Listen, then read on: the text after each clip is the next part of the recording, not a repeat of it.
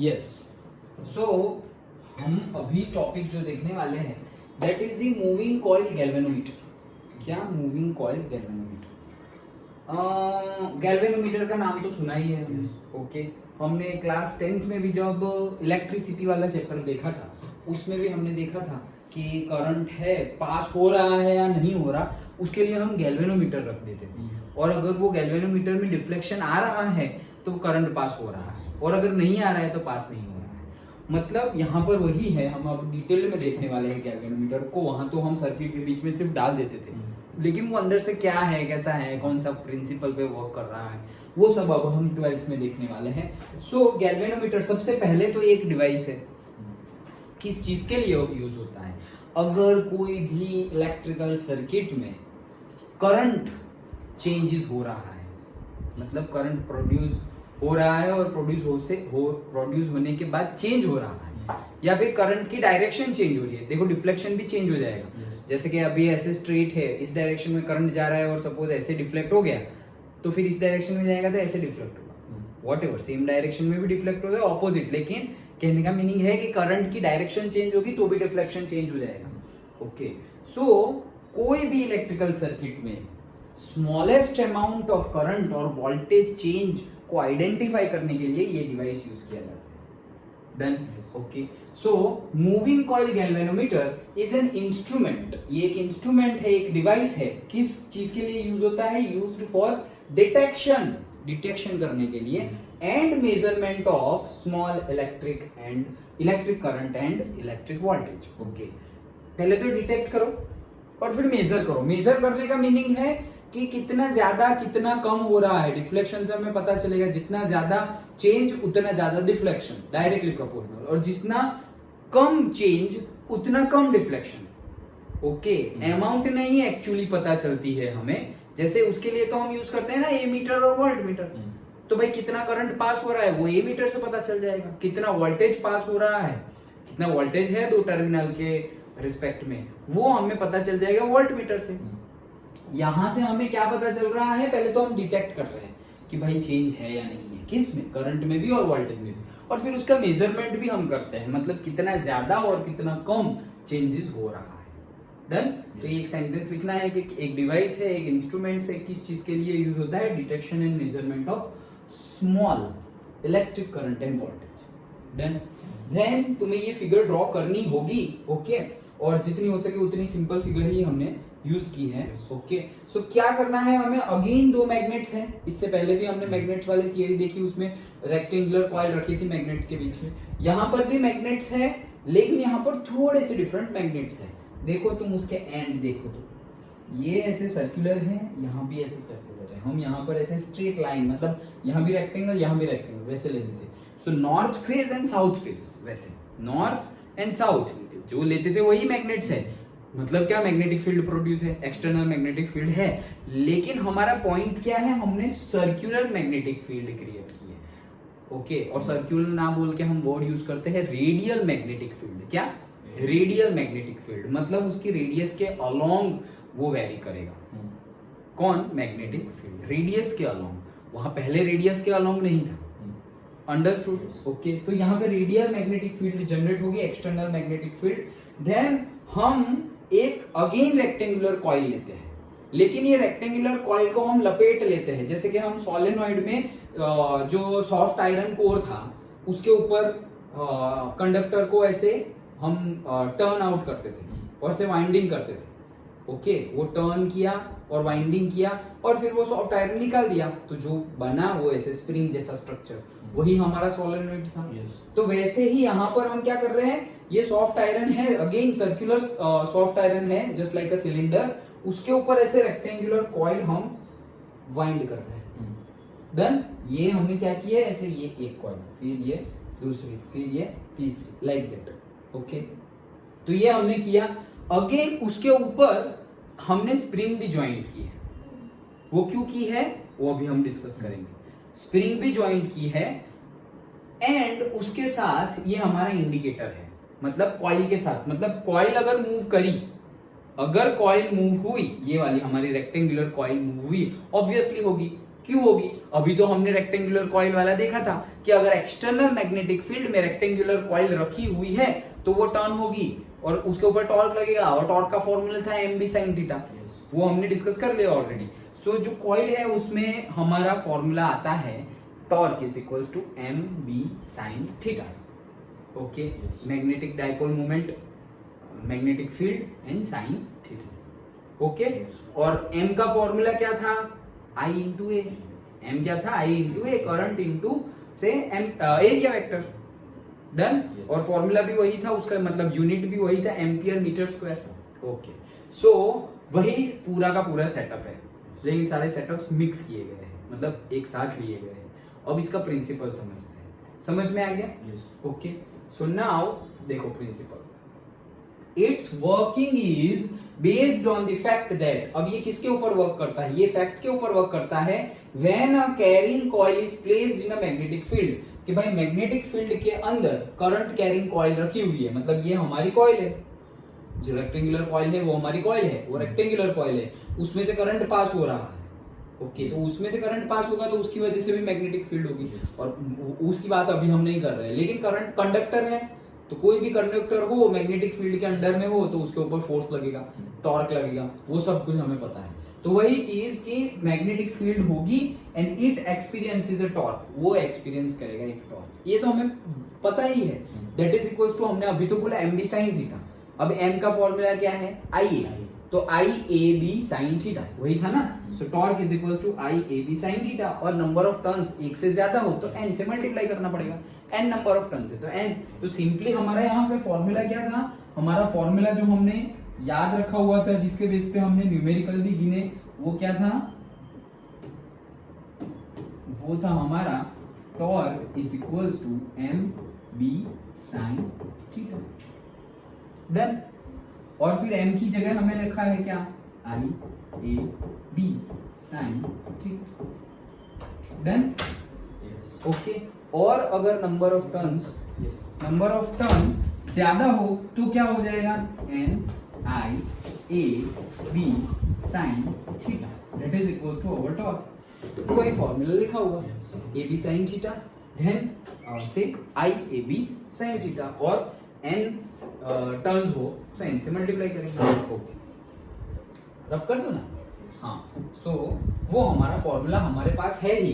अब क्या क्या है तो यहाँ पर पर्टिकुलरली लिखा हुआ है, देखो जैसे कि पहले हमने सर्कुलर मैग्नेट्स लिए हुए हैं, सो सर्कुलर मैग्नेट्स की वजह से यहाँ पर है uniform radial magnetic field. Uniform radial magnetic field generate होगी, पहले जैसी नहीं होगी, क्योंकि हमने ये सर्कुलर मैग्नेट्स लिए हुए हैं, तो uniform radial magnetic field generate होगी। ये सर्कुलर मैग्नेट्स है, ये मैग्नेटिक फील्ड है, यूनिफॉर्म सर्कुलर मैग्नेटिक फील्ड दिखाई गई है। ये हमारा पॉइंटर है, जो स्केल मतलब जो डिफ्लेक्ट होने वाला है वो पॉइंटर है। Then this is a coil, हमारे जो रेक्टेंगुलर कॉइल है वो कॉइल है, एंड स्प्रिंग के साथ वो अटैच है, मतलब जो चीज थी वही है, लेकिन सब सिर्फ हमने डिनोट किया हुआ है।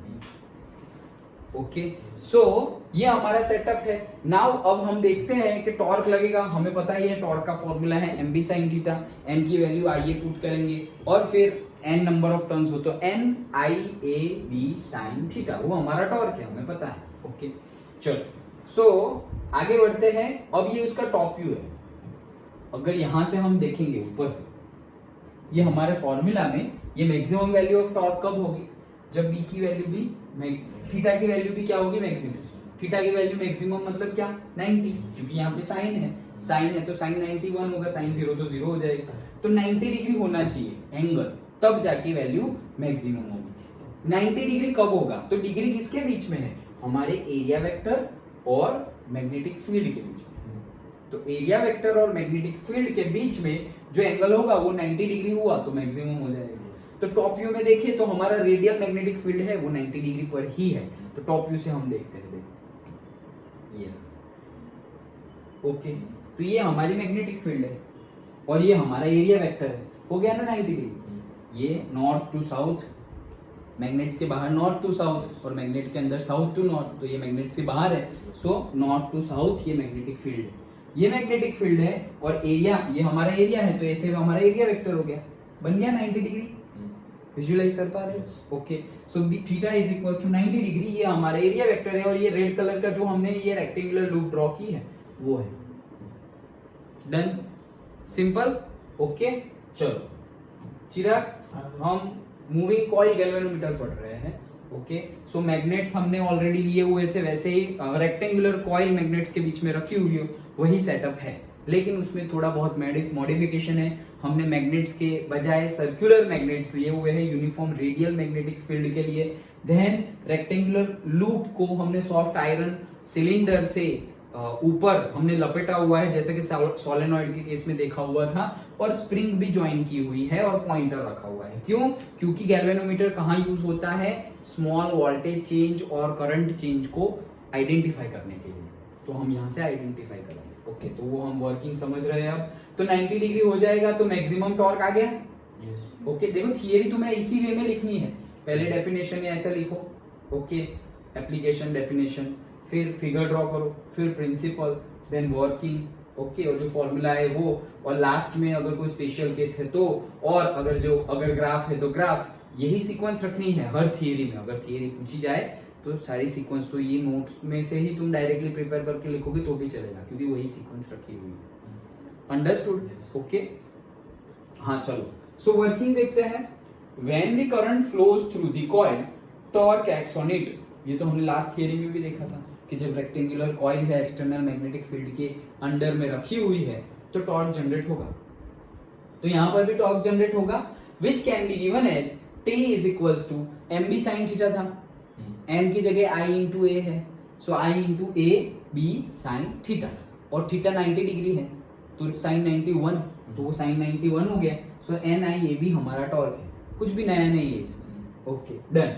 Next, since the field is radial by design, हमने फील्ड रेडियल ली है, so we have taken theta. हाँ, तो मतलब ये हमने थीटा लिया है। क्यों? क्योंकि मैग्नेटिक फील्ड हमने रेडियली ली हुई है। ओके, मैग्नेटिक फील्ड क्या ली हुई है? रेडियली। ऐसे ये नॉर्थ था, ये साउथ था, तो रेडियली मैग्नेटिक फील्ड ली हुई है, तो मैग्नेटिक फील्ड ऐसे रेडियली, और एरिया वेक्टर ऊपर, तो 90 डिग्री बन गया ना। Done. Okay, so this magnetic torque tends to rotate the coil. तो ये टॉर्क क्या करेगा? कॉइल को रोटेट करेगा। उसके बेस पे हमने न्यूमेरिकल भी देखे कि ये सर्कुलर कॉइल थी, फिर यहाँ से ऐसे रोटेट होके ऐसे हॉरिजॉन्टल हो गई, वो सब न्यूमेरिकल देखे ना, दो न्यूमेरिकल, एक तो थियोरेटिकल न्यूमेरिकल ही था। ओके, तो that we have seen already. So ये भी रोटेट करेगी कॉइल को। अब रोटेट करेगी कॉइल को, और कॉइल के साथ तो स्प्रिंग जुड़ी हुई है, कॉइल के साथ स्प्रिंग जुड़ी हुई है। हमें पता है कि स्प्रिंग हो, उसको तुम फोर्स लगाओगे, ओके, तो स्प्रिंग तो ऑपोजिट फोर्स देगी। फोर्स लगाया तुमने तो स्प्रिंग तो वो भी ऑपोज करेगी ना। ओके, तो वो ऑपोज मतलब स्प्रिंग फोर्स कौन सी डायरेक्शन में लगेगा? ऑपोजिट। जैसे फ्रिक्शन होता है मोशन के ऑपोजिट डायरेक्शन में लगता है, वैसे स्प्रिंग फोर्स भी कहाँ लगेगा? तुम्हारा जो फोर्स लग रहा है उसके ऑपोजिट डायरेक्शन में लगेगा। पता ही है हमें, ये तो हमने एनएलएम में 11th में बहुत सारे न्यूमेरिकल भी सॉल्व किए हुए हैं। सो वही चीज है, द स्प्रिंग जिसका नाम हमने SP provides a counter torque K5। अब वो काउंटर टॉर्क प्रोवाइड करेगा। क्यों? क्योंकि वो तो नहीं चाहेगा ना कि उसको कोई कंप्रेस कर दे। ये रोटेट होगा हमारा, ये हमारी कॉइल रोटेट होगी, ये कॉइल हमारी रोटेट हुई, तो या तो ये स्प्रिंग कंप्रेस होगी और क्या होगी? टेंशन में आ जाएगी। दो ही फोर्स हो सकते हैं ना, अगर पुश फोर्स हो तो कंप्रेस होगी, और पुल फोर्स हो तो टेंसाइल फोर्स। डन। तो टेंसाइल फोर्स लगेगा या तो कंप्रेसिव फोर्स लगेगा, दोनों में से एक लगेगा। दोनों में से एक लगा तो वो दोनों को रेजिस्ट करेगी। अगर ये रोटेट हो रही है और कंप्रेसिव फोर्स लग रहा है स्प्रिंग के ऊपर, तो स्प्रिंग सामने लगाएगा फोर्स, जिससे कि टेंसाइल फोर्स क्रिएट हो स्प्रिंग के ऊपर। ओके, और अगर ये कंप्रेसिव फोर्स लगा रहा है तो मतलब स्प्रिंग को पुश करने की ट्राई कर रहा है, तो स्प्रिंग टेंसाइल फोर्स करने की ट्राई करेगा, और अगर ये स्प्रिंग को खींचने की ट्राई कर रहा है तो स्प्रिंग खुद को अंदर बंद करने की ट्राई करेगी। सिंपल है। सो ऑपोजिट टॉर्क लगेगा यहां पर, जिस भी डायरेक्शन में लग रहा हो। Okay, so torque is equal to हमारा फॉर्मूला जो एम बी साइन थीटा था, और से N I A B sine theta था, साइन थीटा की वैल्यू भी 1, तो टॉर्क की वैल्यू थी हमारी एन आई ए बी। उसी को काउंटर करेगा कौन? K5, कोई भी वैल्यू होगी K5। डन। ओके, सो K5 वैल्यू से स्प्रिंग काउंटर टॉर्क क्रिएट करेगी। सो वो किया, K5 that balance is the magnetic torque NIAB and results in the steady angular deflection phi। मतलब K5 में phi क्या है, जो एंगल से डिफ्लेक्ट करेगी। मतलब रेक्टेंगुलर कॉइल सपोज ऐसी है, सपोज रेक्टेंगुलर कॉइल हमारी ऐसी है, ओके। अब ये रेक्टेंगुलर कॉइल को इतना रोटेट कर रही है, तो ये जो एंगल बनेगा वो एंगल क्या बनेगा, फाई, ओके। सो के फाई से वो रोटेट करेगी, जहां पे फाई है एंगुलर डिफ्लेक्शन एंड के इज द टॉर्शनल कांस्टेंट। क्या है के, टॉर्शनल कांस्टेंट, ओके। देखो where k is the torsional constant of the spring, और उसको restoring torque per unit twist भी बोला जाता है। मतलब ये जो ट्विस्ट है ना, ट्विस्ट होगी ना, रेक्टेंगुलर कॉइल ट्विस्ट होगी और उसकी वजह से स्प्रिंग में कंप्रेसिव और टेंसाइल फोर्स क्रिएट हो जाएगा। तो ये ट्विस्ट है ना, तो ट्विस्ट को भी क्या कर रही है, ऑपोज कर रही है। ऑपोज कर रही है मतलब क्या, रिस्टोरिंग, मतलब सामने। Done, okay. सो इसको restoring torque per unit twist भी बोलेंगे और से टॉर्शन कांस्टेंट बोलेंगे। किसको, के को। वैल्यू गिवन होगी इसको न्यूमेरिकल में तुम्हें पूछा जाए तो। अच्छा, अब ये देखो, ये रेक्टेंगुलर हमारी स्प्रिंग, रेक्टेंगुलर हमारी कॉइल घूम रही है ड्यू टू टॉर्क। टॉर्क की वजह से घूम रही है और साथ साथ में स्प्रिंग ऑपोजिट टॉर्क लगा रही है, K5 वाला ऑपोजिट टॉर्क लगा रही है। एक वैल्यू ऐसी आएगी कि ऑपोजिट टॉर्क की वैल्यू, हमारा जो टॉर्क लग रहा है एक्सटर्नल मैग्नेटिक फील्ड की वजह से जो टॉर्क क्रिएट हो रहा है, मतलब जो फोर्स लग रहा है और वो फोर्स की वजह से जो टॉर्क हो रहा है, ओके, उनकी वैल्यू सेम हो जाएगी। किनकी वैल्यू सेम हो जाएगी, जो एक्सटर्नल मैग्नेटिक फील्ड की वजह से जो फोर्स लग रहा है और जो टॉर्क क्रिएट हो रहा है, वो टॉर्क और जो ऑपोजिट डायरेक्शन में स्प्रिंग जो टॉर्क क्रिएट कर रही है, रिस्टोरिंग टॉर्क, और से टॉर्शन कांस्टेंट K × 5 जो हमारा ऑपोजिट टॉर्क है, वो उसकी वैल्यू एक टाइम के बाद इक्वल हो जाएगी, सेम हो जाएगी, और उसी कंडीशन को हम कहते हैं equilibrium. Okay, so in equilibrium K5 is equals to NIAB हो जाएगा। sin 90 तो 1 हो गया है, ओके। सो ये तो हमारा NIAB था, और स्प्रिंग की वजह से जो टॉर्क क्रिएट हुआ वो कितना है, K × 5। डन। तो इससे हमें वैल्यू मिल जाएगी किसकी, से फाई की वैल्यू हमें मिल गई। और अगर फाई की वैल्यू अगर गिवन है तुम्हें, तो कांस्टेंट की वैल्यू मिल जाएगी, दोनों में से एक तो मिल ही जाएगी। Okay, done. So that's it. तुम्हारा हम देखो नया, मतलब कितना इजी है, NIAB तक का तो हमें पता ही था। ओके, यहाँ से यहाँ पर हमने सिर्फ स्प्रिंग कनेक्ट कर दी है, ओके, रेक्टेंगुलर कॉइल में, तो उससे क्या हुआ, ऑपोजिट टॉर्क क्रिएट हो गया। अगर स्प्रिंग ना करते तो ऑपोजिट टॉर्क क्रिएट नहीं होता, ऑब्वियसली, वो केस तो हमने देख लिया है already. Done. Okay, so opposite torque create हो रहा है। अब देखो, deflection phi is indicated on the scale by a pointer attached to the spring. कितना डिफ्लेक्शन, एंगल कितना घूमेगा, तो पॉइंटर लगाया हुआ है वहां पर। ओके, तो वो पॉइंटर ज्यादा डिफ्लेक्शन हुआ, मतलब जो कॉइल है हमारी, जो कॉइल है, ओके, टॉर्क की वजह से ये कॉइल ऐसी थी और ऐसी हुई, तो इतना एंगल घुमा, तो वो पॉइंटर क्रिएट, ऐसे पॉइंटर यहाँ पर है, ओके, तो यहाँ पे कोई पॉइंटर होगा। अब ये ऐसा हुआ तो पॉइंटर यहाँ चला गया, तो ये इतना मूव हुआ, पता चल जाएगा। Okay, so on the scale by a pointer attached to the spring, so we have phi is equals to K, नीचे आ गया, सो NBAI_K। डन। जैसे हमने डिस्कस किया, n नंबर ऑफ टर्न्स है, B एक्सटर्नल मैग्नेटिक फील्ड है, A हमारा area vector है, okay, and K हमारा टॉर्शनल कांस्टेंट है। तो सारी वैल्यू अगर हम कांस्टेंट ले ले, तो हमें डायरेक्टली हम बोल सकते हैं कि ये जो फाई है ना, that is directly proportional to the I. जो फाई है, ये सारी वैल्यू अगर हम कांस्टेंट ले ले, तो जैसे कि मैग्नेटिक फील्ड कांस्टेंट ले सकते हैं, ये ले सकते हैं, एरिया वेक्टर भी, हम थोड़ी एरिया चेंज करने वाले हैं, अब जो एरिया है वही है, सो वो भी कांस्टेंट, ये सब कुछ कांस्टेंट, तो डायरेक्टली प्रोपोर्शनल टू आई हो जाएगा। मतलब आई में थोड़ा भी 1 एम्पियर है और तुमने 1 एम्पियर से 1.1 एम्पियर किया, फाई चेंज हो जाएगा, और फाई चेंज हो गया, पॉइंटर में दिख जाएगा, ओह कोई वैल्यू आई, मतलब तुमने करंट की वैल्यू चेंज। डन। बस इसी के ऊपर ये इंस्ट्रूमेंट काम करता है। Okay, so hence the deflection produced is proportional to the current flowing through the galvanometer. Done? Simple है। ओके, अब इसमें दो टर्मिनोलॉजी है, एक तो करंट सेंसिटिविटी और दूसरा है वोल्टेज सेंसिटिविटी। जैसे हमने बात की, पहला ही सेंटेंस लिखा कि भाई it is the instrument, galvanometer is the instrument used for identification and the measurement of small changes in electric current and voltage. Okay तो करंट का तो हमने बोल दिया, वोल्टेज में भी करंट चेंज होगा तो भाई हमारा जो ओम्स लॉ है, ओके तो V is equals to I R और R is equals to V by I. Okay that is by the Ohm's law, तुम आई चेंज करोगे तो वोल्टेज तो चेंज हो ही जाएगा, क्योंकि जनरली सबका रेजिस्टेंस क्या लेते हैं हम, कांस्टेंट, रेजिस्टेंस चेंज नहीं करते। जैसे ये बल्ब है तो बल्ब का रेजिस्टेंस कांस्टेंट है, तो अंदर जो करंट होगा उसके हिसाब से वोल्टेज होगा। अगर करंट कम हुआ तो वोल्टेज चेंज हो जाएगा, वोल्टेज कम ज्यादा हुआ तो करंट भी चेंज हो जाएगा। रेजिस्टेंस हम चेंज नहीं करेंगे, ऑब्वियस है ना ये तो। हाँ तो वैसे ही है। तो अब ये दो सेंसिटिविटी के बारे में हमें डिस्कस करना है, एक है करंट सेंसिटिविटी और दूसरा है वोल्टेज सेंसिटिविटी। देन सिंपल ही है, ये हमारा फॉर्मूला जो आया है, ओके उसी में हमें थोड़ा बहुत खेलना है। देखो, it is defined as the deflection produced in the galvanometer when a unit current flows through it।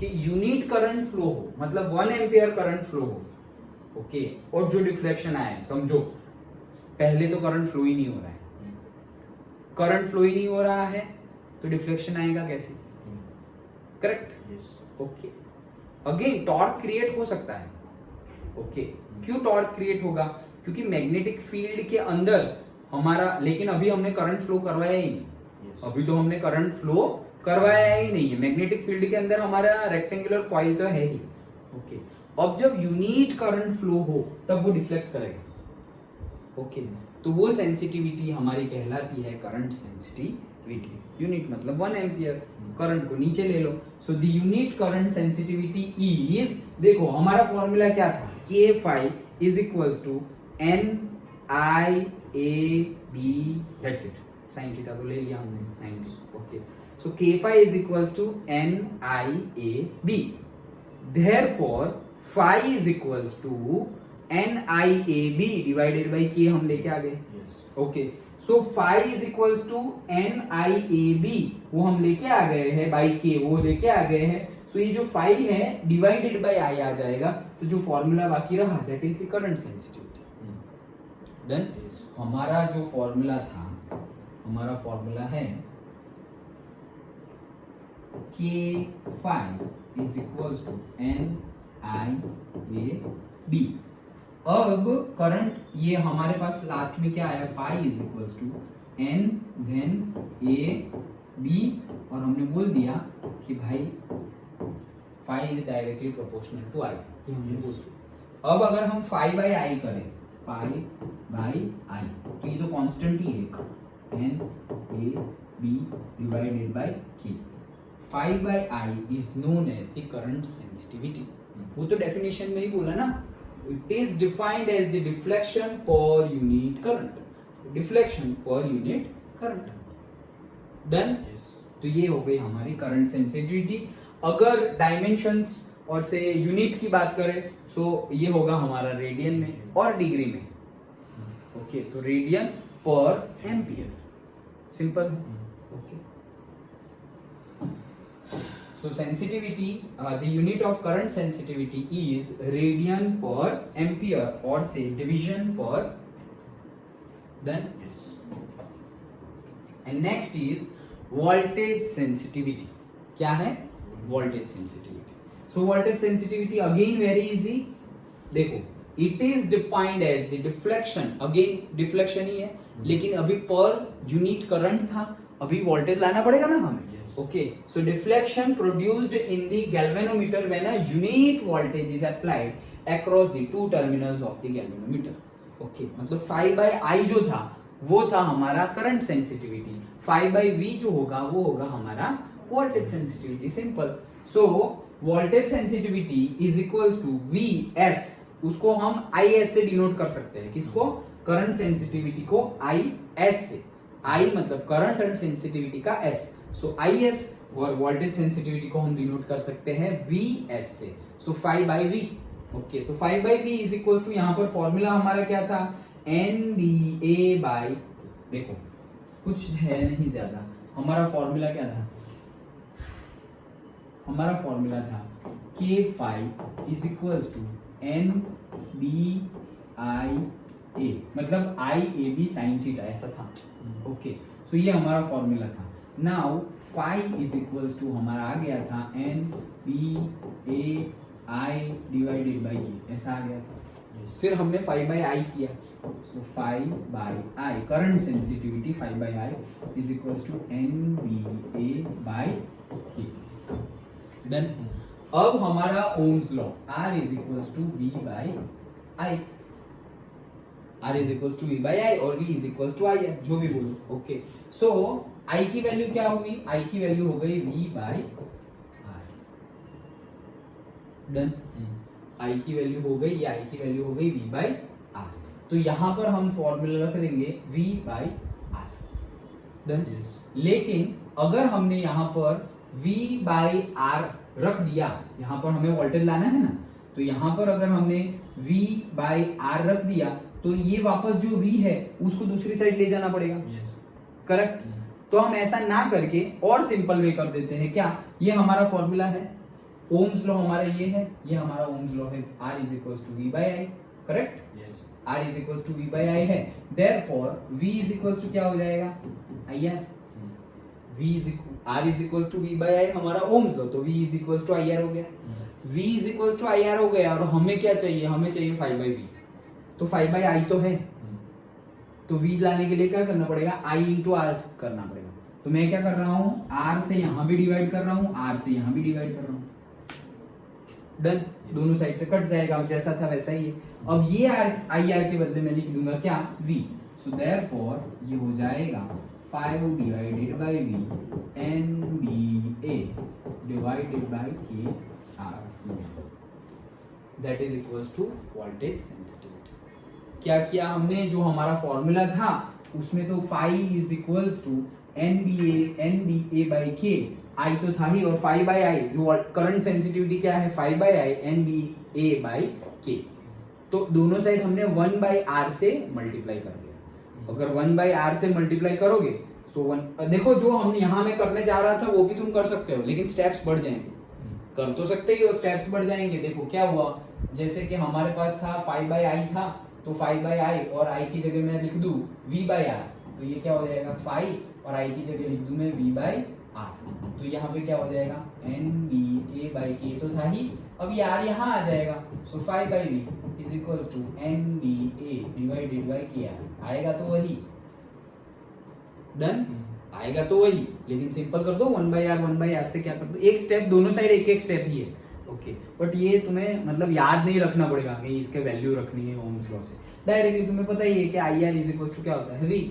Okay तो दोनों साइड 1/R से जो भी इजी लगे 1/R से मल्टीप्लाई कर लो, सो IR की जगह हमने V लिख दिया। देयरफॉर 5/V मतलब क्या आ गया, VS, that is voltage sensitivity, that's it. उसका यूनिट फाई रेडियन में और वोल्टेज में, तो रेडियन पर वोल्टेज, और से डिवीजन पर वोल्टेज। ये डिवीजन क्यों आया वापस, याद करो डिवीजन क्यों आया, क्योंकि ये जो फाई है वो किससे कनेक्टेड है, पॉइंटर से कनेक्टेड है। मतलब कि सपोज एक एंगल, एक रेडियन, सपोज 1 रेडियन 10 रेडियन जैसा ये मूव हुआ, तो पॉइंटर कितना मूव हुआ उसके रिस्पेक्ट में भी हम बोल सकते हैं, क्योंकि पॉइंटर कनेक्टेड है ना, स्प्रिंग के साथ कनेक्टेड है, तो जितना भी एंगल आएगा डायरेक्टली पॉइंटर मूव करेगा। तो एंगल और पॉइंटर एक दूसरे से कोरिलेशन में ही है, तो हम ये भी बोल सकते हैं क्या, डिवीजन पर वोल्टेज। वैसे वहां पर भी बोल सकते हैं डिवीजन पर करंट, और से डिवीजन पर से एम्पियर। डन। तो ये हमारा पूरा थियरी था गैल्वेनोमीटर। अंडरस्टूड? पक्का समझ में आया? हाँ ये वाला आई थिंक पूछा था, but I not sure, but बहुत इंपॉर्टेंट थियरी आती रहती है। और सर ये जो गैल्वेन वो मैग्नेट के बीच में रेडियल जैसा वो था, हाँ वो कंडक्टर है कि नॉन?